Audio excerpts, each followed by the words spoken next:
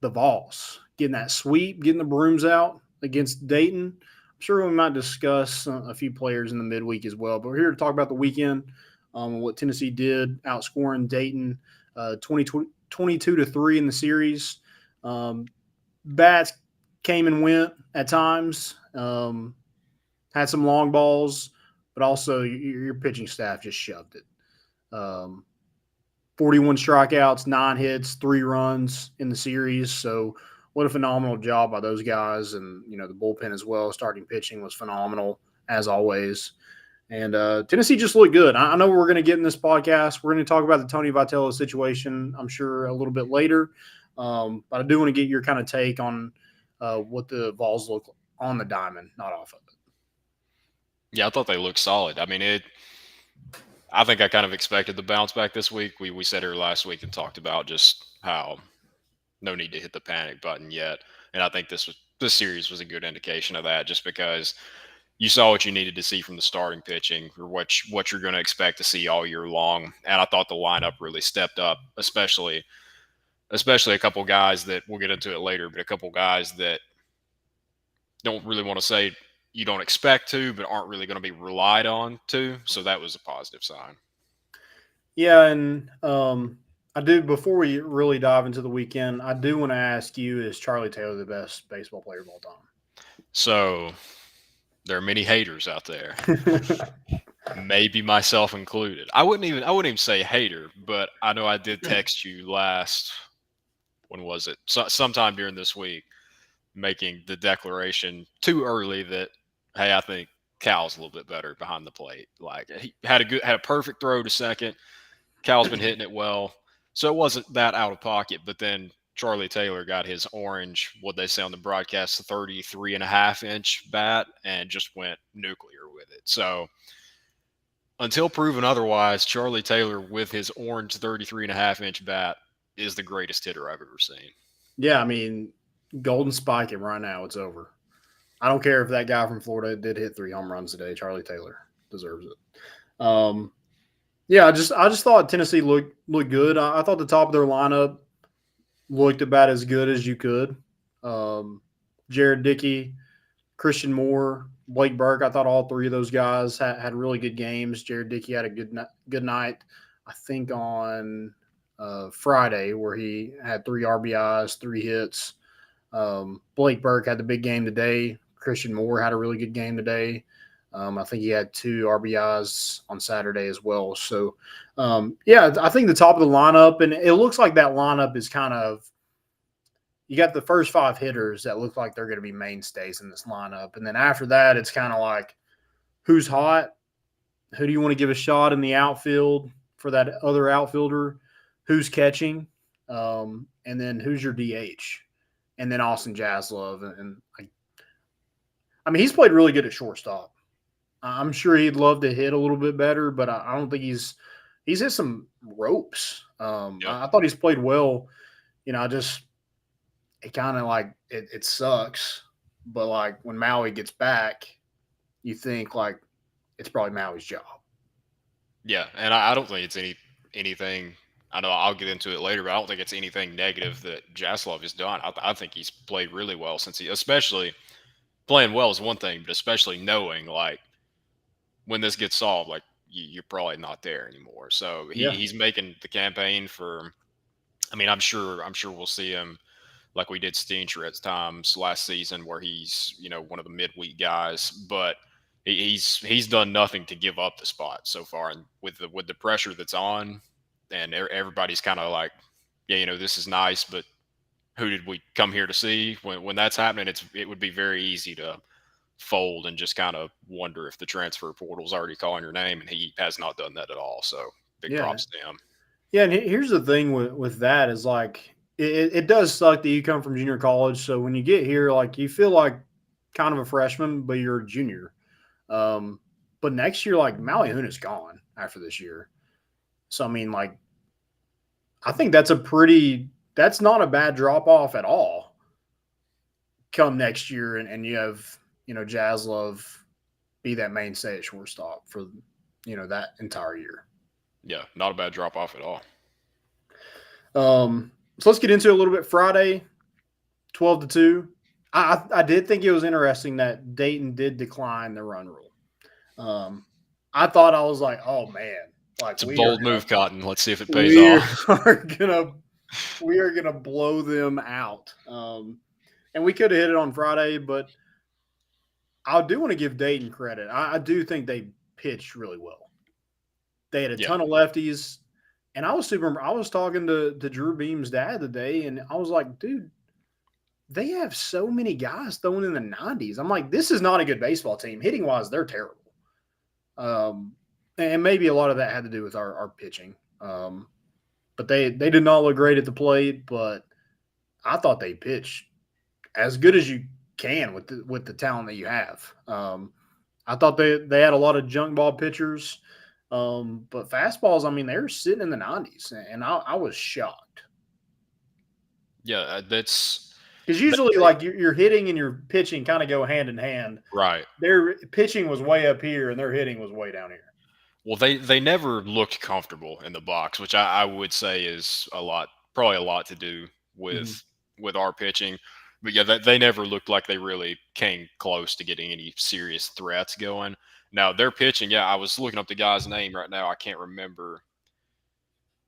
I don't know if it was. I don't think it was Manfredi, but whoever the lefty was, they started yesterday had that cross his body movement the entire time, and I know the point where I really noticed he was filthy was pretty early on. It may have been it was either Dickey's first or second at bat. He threw a slider that just kept running into the other's batter's box, and I know we said it before the season even started. Like it's hard to make Jared Dickey look bad in the batter's box, and that dude. I mean, eventually they got to him a little bit, but the entire time he was in there was pretty filthy. So yeah, pitching wise, I'd say they're a team that could potentially make some noise. Maybe the bats are just facing Dolander, Burns, and Beam this weekend, but yeah, I'm shocked we put up 12 on them in one game. I seeing if you told me how the weekend went right now, I'd probably say every game was like a 4-2, 5-1. So just some low scoring games that you don't really see much explosion. So Mm-hmm. positive to Yeah, see. I thought it was going to be really interesting when Pujols takes Dolander in that first inning for a 2-run shot. I was like, oh, this is going to be fun. And then it was no big deal. After Tennessee scored 2 that inning, I was like, okay, back to 0-0. We're good.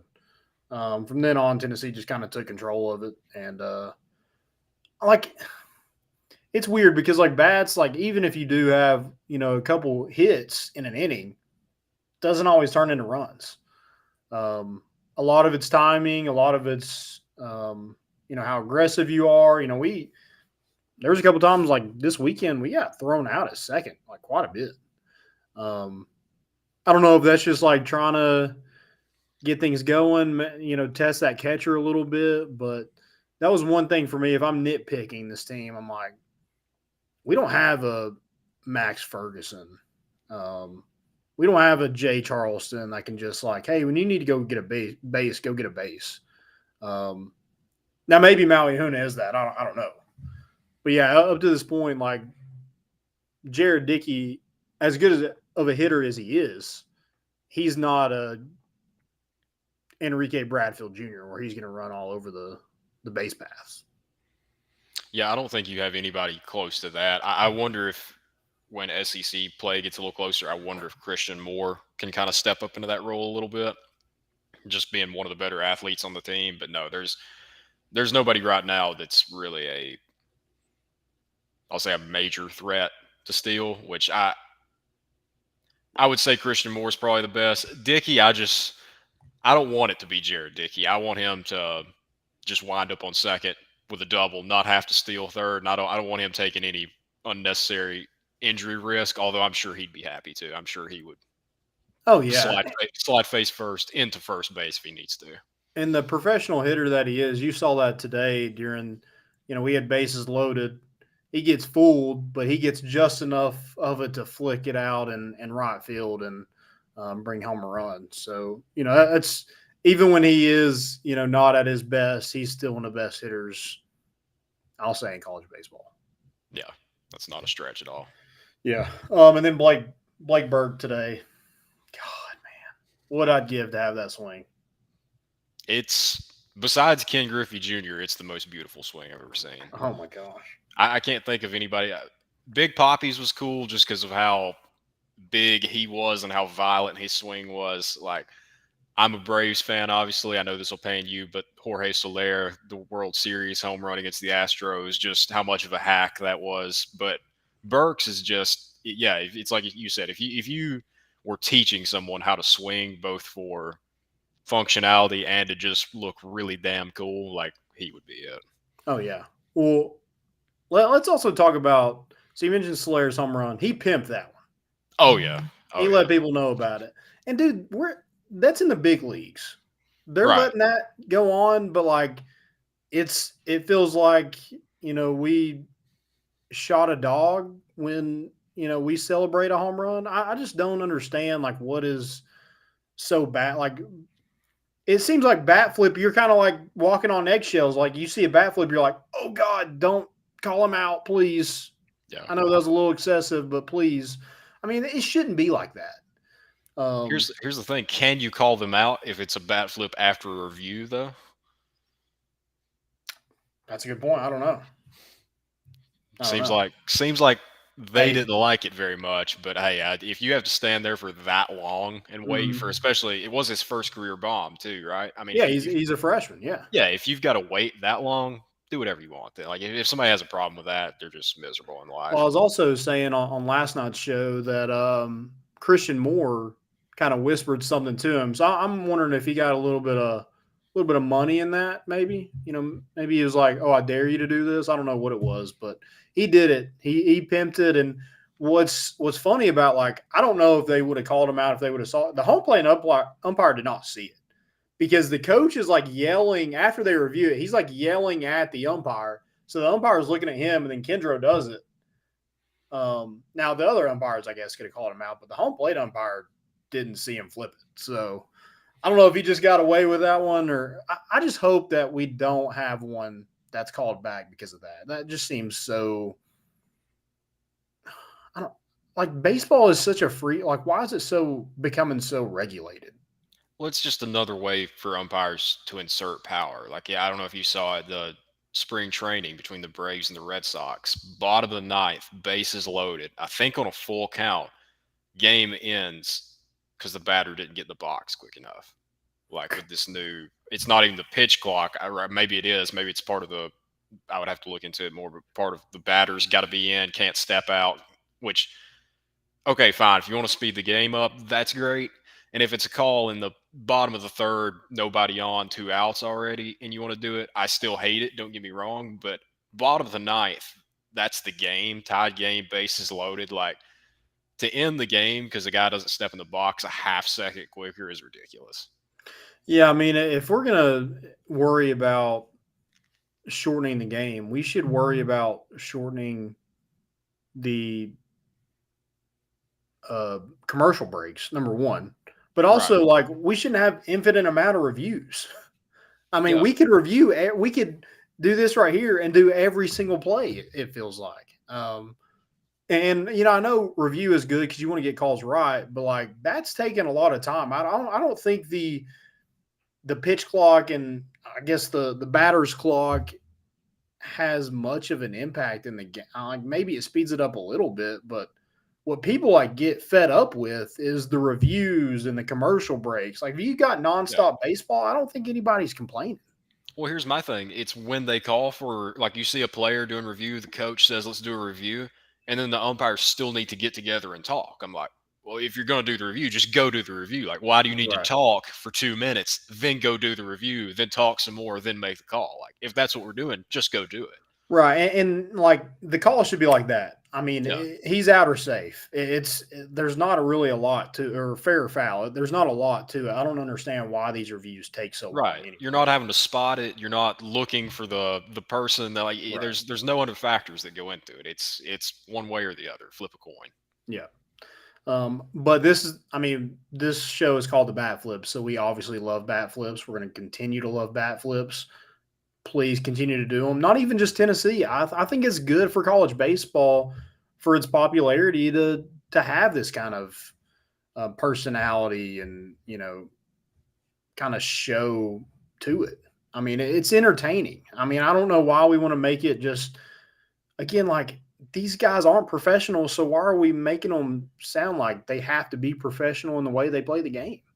Right. Whatever Christian Moore told him and whispered in his ear, like we were talking last episode, like who in the lineup's going to step up and be a leader. That's a great leadership quality to tell him to flip his bat as high as he possibly can. So Christian Yeah, then he Christian pimped Moore's it. team captain until I hear otherwise. Yeah, 100%. So Friday night, you had a couple guys hit a bomb. Jake Kendrow, um, Jared Dickey also hit one. Who else hit one? Oh, Griffin Merritt hit his first Yeah. Tennessee home run on Friday night. Chase Dolander, 12 strikeouts. We had 20 strikeouts as a staff. AJ Russell, I know Dylan Dryling, like you're looking at him and you're like, oh, that's probably Tennessee's like best freshman because he's getting playing time. AJ Russell might be Tennessee's best freshman. I mean, that dude he doesn't look like a freshman at all. No. All Tennessee's pitchers, I don't know where we got all these pitchers, but they're all like 6'4" to like 6'6".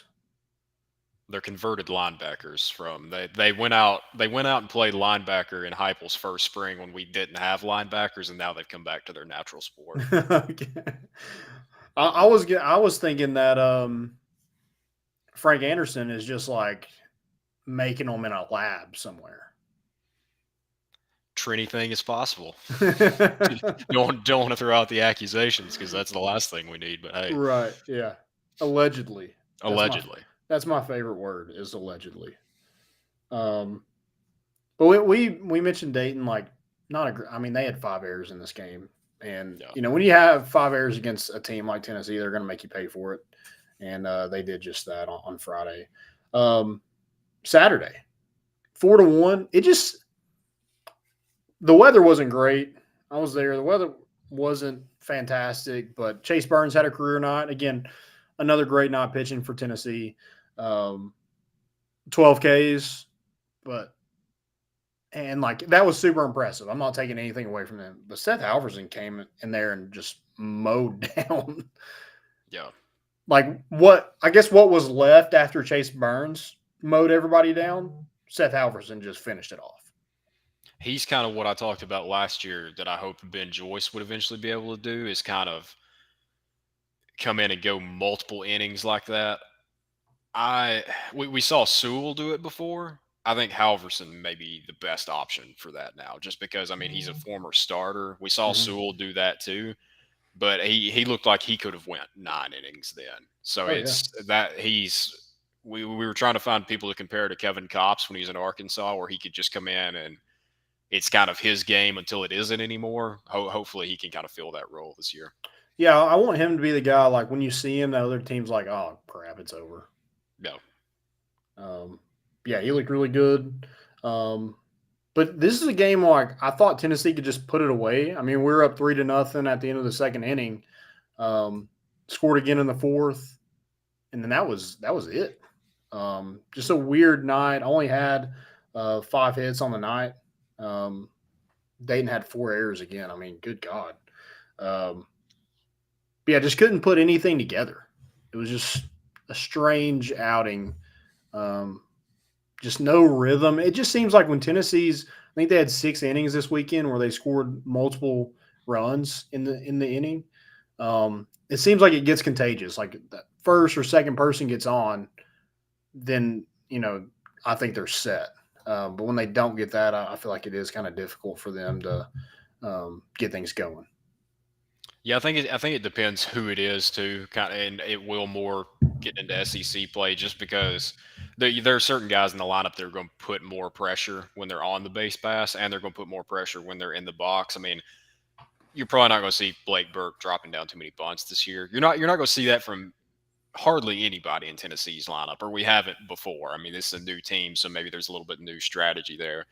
But yeah, there are certain guys that when they like Liam Spence, when he used to get on base to start an inning, I mean, it was almost guaranteed he was scoring, and that's just the kind of dude he was. That it almost gave the lineup the rest of the confidence that, oh, well, Liam just did it, so I can go up there and rip one too. Yeah. Yeah, I think it is interesting because I would love to be so good at hitting that I get. I think it was twice this weekend where Blake Burke had a 3-0 pitch and he swung at the next pitch, and no one said anything. No, because and they he's won't. that good of a hitter, and you want him to swing the bat. But anybody else probably doesn't have that green light.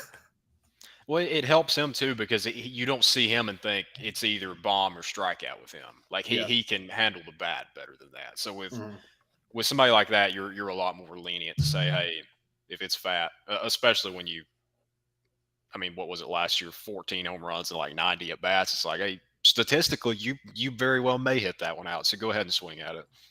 Yeah, I think he's almost halfway to the career record. I think he's got 18. I think the career record's I think he needs 22 or 23 more, something like that. In what, like maybe a little over 100 at bats now? Careers? 123 at bats. Jesus. That's ridiculous. That is ridiculous. I do want to talk about somebody else, and I don't know if we mentioned him last episode very much, but Zane Denton. He's kind of that guy that's just hiding in the lineup. He's you got Blake Burke, and then when you think okay, we're through their top three batters, then there's just Zane Denton, just Mr. I feel like he's going to hit 350 this year. It's going to be the quietest 350 you've ever seen in your life.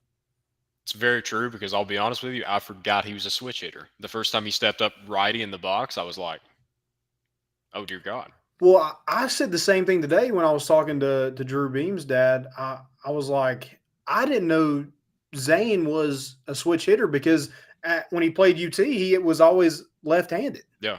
Because I guess we had so many righties, and I think his power side is that left-handed side. But we have so many lefties, I guess they want him to go righty.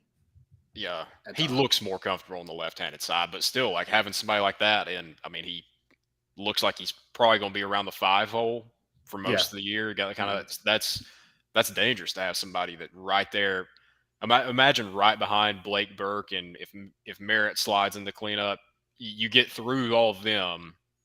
If Christian Moore is not on base, you think maybe that's your first break, and it's a switch hitter. So that's even if he is more comfortable on the left-hand side, just seeing that S on the lineup card is kind of like, oh well, that's one more person I got to get through then. Yeah, and it's just, adds to that long list of just great Tennessee third basemen. You had Nick Senzel, you had Jordan Rogers, then it was Jake Rucker, Trey Lipscomb, and then now Zane Denton, who, he's been pretty solid at third base, which I know he was all defensive player at Alabama. But, it's just you have a pretty solid lineup in that first 5 guys. That as an opposing pitcher, I don't really want to face at all. On the turf, too. Handle it well on turf. Bama does it. Bama's grass, I believe. Yes. So doing it on both surfaces. Yeah. We talked about Saturday. Let's get into today or yesterday a little bit. Drew Beam. What are you going to say? Just 11 and a third innings so far this season. Just 4 hits. I think 4 strikeouts. Or no, that's not right. 6 strikeouts. And I don't think that's right either. I think it's 10 strikeouts. I don't know. No runs.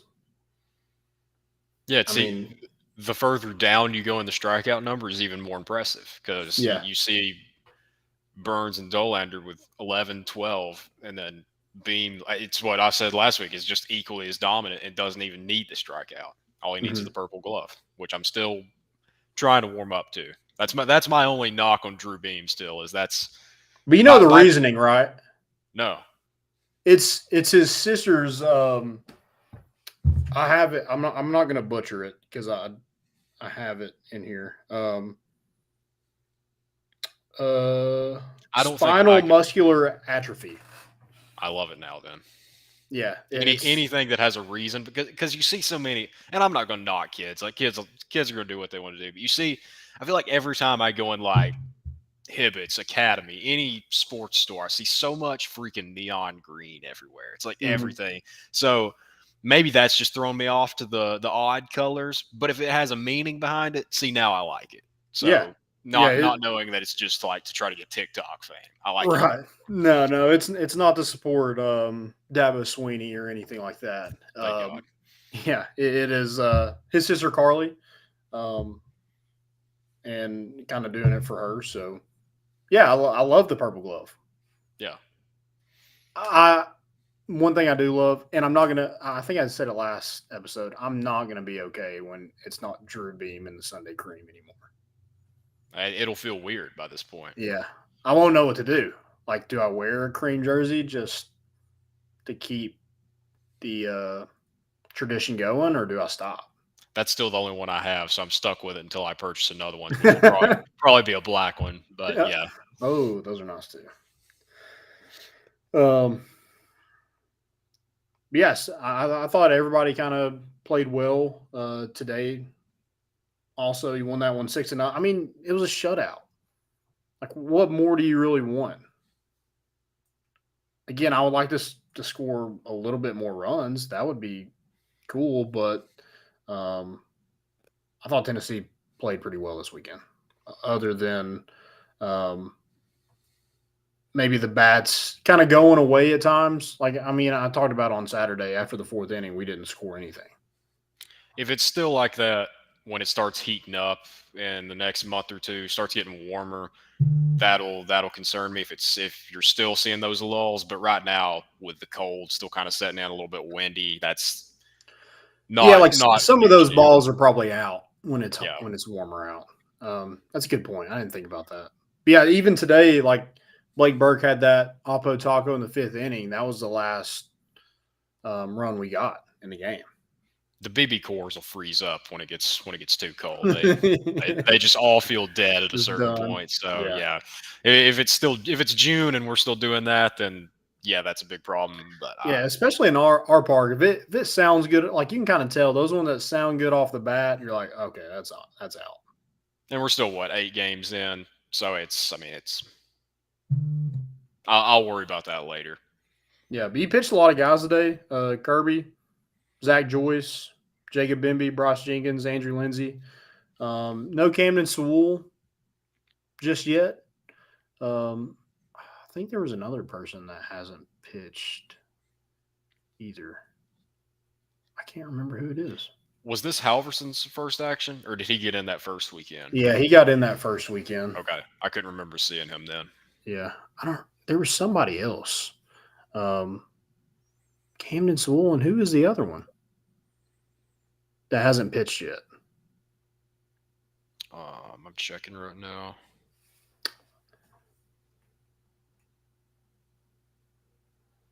I can't remember who it is. I feel like it's somebody who pitched some last year too. Drew Beam, Kirby Connell, Zach Joyce, Bimby, Jenkins, and Lindsey. Yeah, there was somebody who hasn't pitched yet, like this season, that is like. You're talking still hasn't went. Gotcha, Yeah, gotcha. yeah. I don't remember who it is. Oh well. Yeah, still like dealing with some soreness. Wyatt Evans. Sorry, I knew it was somebody. Gotcha. Yeah, neither one of those guys have pitched yet. Dealing with some soreness, but hopefully they're back pretty soon. I do want to ask you about kind of that other infielder or outfielder. It looks like it's kind of been up for competition. Kyle Booker, Christian Scott were there. Then it's since Griffin Merritt's been back from suspension. It's been him and Jared Dickey, and then somebody else. Yeah. It was Kyle Booker. It's been Hunter Inslee, Dylan Dreiling, Reese Chapman has got a little bit of playing time. Kavaris Tears. So I mean, it's kind of been a wide open competition for that one spot. But I don't know if anybody has really just solidified themselves to be that guy. I mean, Dreiling gets you excited just because he's already pushing forward as a freshman. From an everyday perspective, right now, if you are going to experiment, I would play Dreiling there the most. If he's still not kind of I mean, I don't think anybody's going to expect him to break out like you saw somebody like a Blake Burke and Christian Moore last year. Because I mean, he very well could, but those two are kind of exceptions to the rule, just as far as how successful they were last year. If it were me personally, I would kind of keep playing him there, see if he can not really even break out, but just start becoming consistent there. If not, I think Kyle Booker is probably your safer option there. To when you get into SEC play, you know he's going to hold it down in the outfield. It's just whether or not he can hit. So that's I Yeah. think you're still early enough. You're not getting into the as meaningful games to where yeah, it's going to be Merritt and Dickey in the other two spots. You can keep experimenting there without real ramifications, if that makes sense. Yeah. Yeah, I'm interested to see kind of how that plays because Kavaris Tears, I feel like is a guy that's killing the baseball. Every opportunity he gets, he seems like He's terrifying. Yeah. yeah. I don't know how good he is defensively, but also like if you don't win that job, a DH spot isn't solidified either. I mean, Cal Star No. did struggle a little bit this week. We talked about Kyle Booker maybe being that guy come SEC play. He struggled this weekend too, hitting the baseball, struck out quite a bit. Um, but he seems like he's got like that's kind of your upside. That's your hope that he's able to kind of get things right and be just fine. But also you got a freshman, you know, nipping at the heels a little bit, and Kavaris Tears hops in there. I mean, he looks like he could hit a hole in the right field wall. I mean, hasn't there been? I mean, which is terrifying to think about, but as hard as Blake Burke hits it, haven't several players and coaches been quoted as saying like Tears is just the best flat out power hitter, which is if that's true, that's terrifying. Like just as Yeah. far as he can, how hard he can hit a ball. If he's better than Burke at that, that's you kind of. If that's the case, I would add him in there. My main hesitancy is I don't know if he can field as well as the other two, but I mean maybe it's kind of one of those scenarios where like when Jared Dickey's hurt last year, but he's still just ripping a single up the middle every time. Do you kind of sacrifice the defensive side of it to know that Yeah. he may break your scoreboard like that? hmm To Well, me, then that'd be if not, like you got to throw him at DH. Like if yeah. he's your best overall power hitter, you got to find a place to put him That's the in that beauty of that lineup position. somewhere. You don't have to field then. Yeah, yeah. That makes him even more mad to go Only in. worry about hitting. That's all you got to do. Yeah. Yeah, that's going to be interesting to see kind of how that plays out. I thought Hunter Inslee played pretty good. He looked kind of natural out there in center field today. We know we have in Christian Scott. I mean, but this early in the season, like you got to hit the ball. Yeah. Like if you're having a lot of trouble with this kind of competition, it ain't going to get any easier. He's kind of I don't want to put him on the same plane as Chambers, but I kind of with both of them, I kind of get the if you're going to do it, now's the time, and they still haven't really stepped up and done it yet. Not to say that they can't. I mean, Scott can play the outfield really well, so I don't know. It's with both of them, it's kind of at a certain point, like it's going to pass you by if you don't. Right. Yeah, and this weekend, no Tony, no problem. Josh Elander just continues to pad his resume as being, being the winningest coach in college baseball history, probably. But I mean, I'm like, how dumb does the NCAA look right now? I mean, just absolute choke job. Just punishing the student athlete instead of somebody who made the mistake. If it was the compliance office, give them, recruiting restrictions for a little bit. If it was Tony Vitello, he should be suspended. But Tony Vitello kind of self-imposed this so Maui Huna can finally be eligible. It's like, okay, this is our punishment. Now he can play, right? I mean, I just don't understand. It's just like, what are we doing? Like, y'all did this. Y'all released the transfer portal is good. No rules. NIL, no rules. But there are rules, apparently. I mean, we kept calling it the Wild Wild West, but here we are, dealing with an issue because we got a transcript late. Give me a break.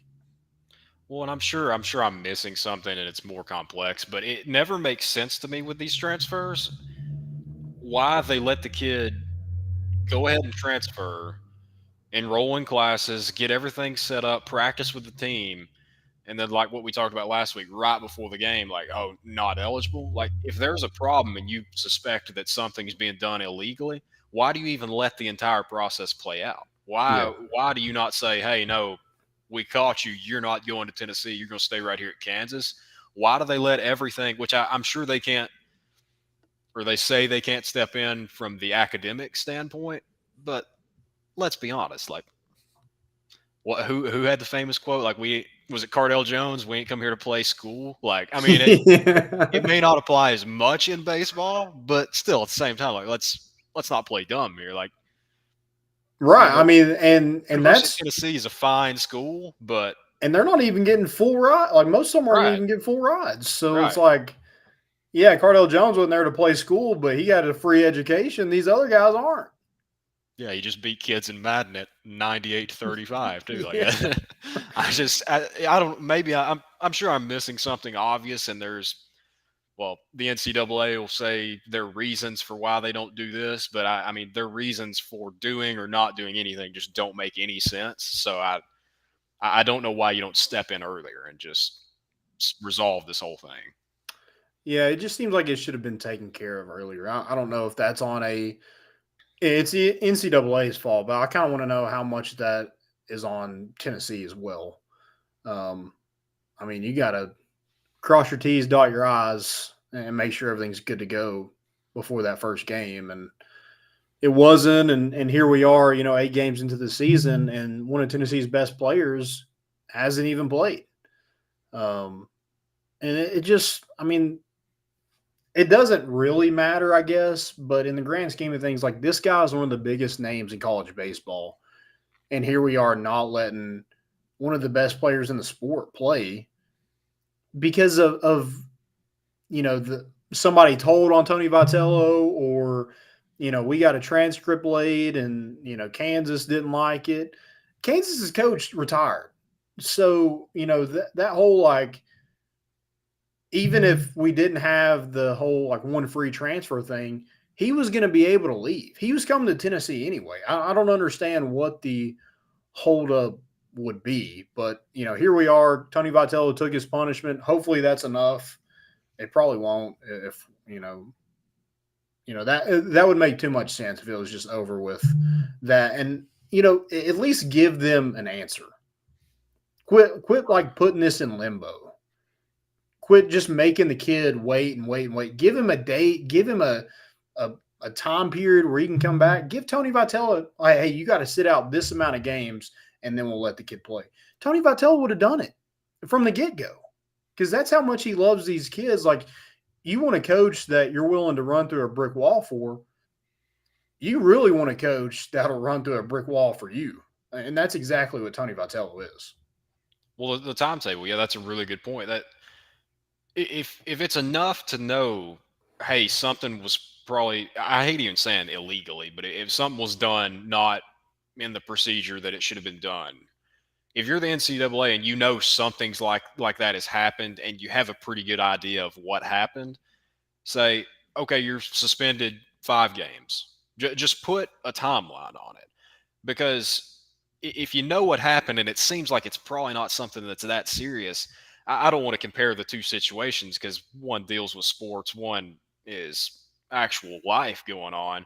You look at the Brandon Miller situation in Alabama, like, and there's the same thing. Like, there's no response from the NCAA as far as here's what's happened, here's what we're going to do. It's like they just let it play out until it's way too late and then give an answer that would have been satisfactory from the very beginning.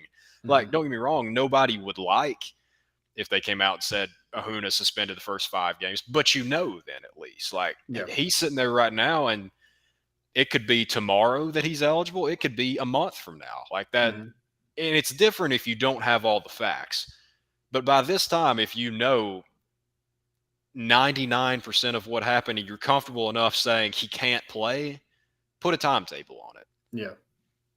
Yeah, I mean, the bad thing is, like, Maui Huna didn't do anything wrong. So Right. why is he being punished? I mean, Tennessee should be the one taking their lashes, if we're being honest. They did, if what is out there is true, Tennessee did technically do something wrong. Now, it was self reported, like, what, months ago? And now, I mean, it's still an issue it just doesn't make any sense. I mean, we're here trying to grow this sport, and it's finally getting to where it's popular, and we have umpires, trying to ruin it. You have stupid rules like pitch clocks and things like that in place to ruin it, and then you have the NCAA just playing God all the time. And it seems like it doesn't only happen with Tennessee, but it seems like it happens to Tennessee a lot more than not. I feel like we're just the ones that question it the most. Like it's like other smaller schools, other fan bases. They're like, okay, like they just still think of the NCAA as God, and it's like we've just seen this enough now to know. And with all different athletes from different sports, not just with Tennessee. I've seen Tennessee fans chime in on other universities' athletes. Like I Yep. remember the tight end that transferred from Georgia to Illinois, I believe, a few years ago to be closer to home. So his like grandparents that were getting up there could watch him play, and they're like, "Ah, no, Well, he had that's like a you, he had like a sick grandmother, yeah, or something yeah, like you that. got to sit Yeah, out." But Justin Fields, hey, moneymaker, you're eligible immediately. So yeah, it's stuff like that where it's just at a certain point, you can stand up on the mountain and say we're doing this for the betterment of athletes, but when cases like that just keep popping up with no answers and no standard being set of here's why we impose this punishment this way for this type of case, you lose credibility then. And that's what yeah, they've done.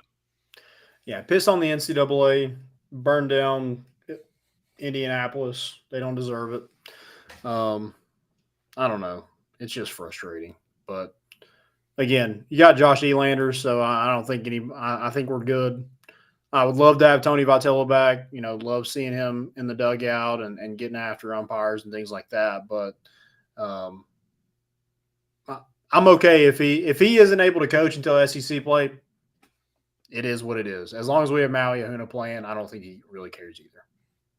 Elander, I'm sure, will choose somebody too, so I don't think he'll let that Yeah, fireness it's just just not die. as loud. Tony Right. Vitello is like a loud presence. Elander's more just like, hey man, what the hell? Vitello's angry. Elander's just disappointed. Yeah, He's not mad. He's just disappointed. yeah, which is probably worse. Yeah. All right, guys, great episode. Got anything else? No, I was gonna say MVP, Oh yeah, let's do Jaslov. MVP real quick. Austin I, Jaslov. I was Okay. gonna say Jaslov. It's a different pick, but just for the reasons I mentioned earlier, I think he had 4 or 5 RBIs on the weekend, scored a couple times, played great at shortstop.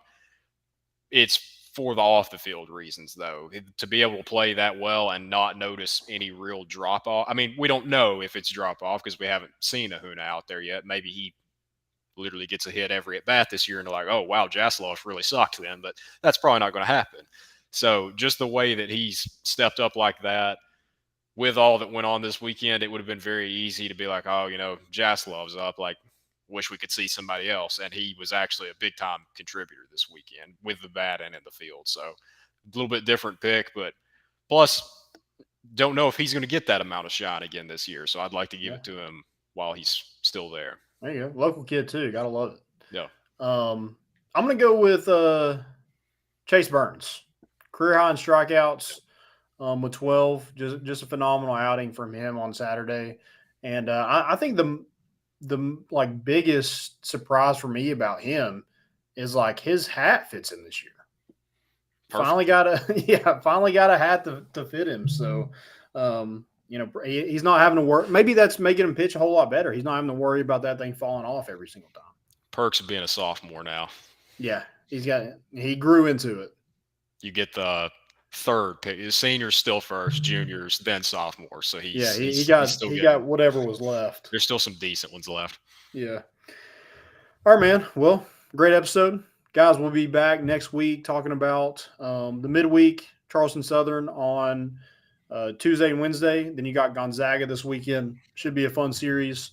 So we'll be back on Monday, so stay tuned for that. And guys, thanks again.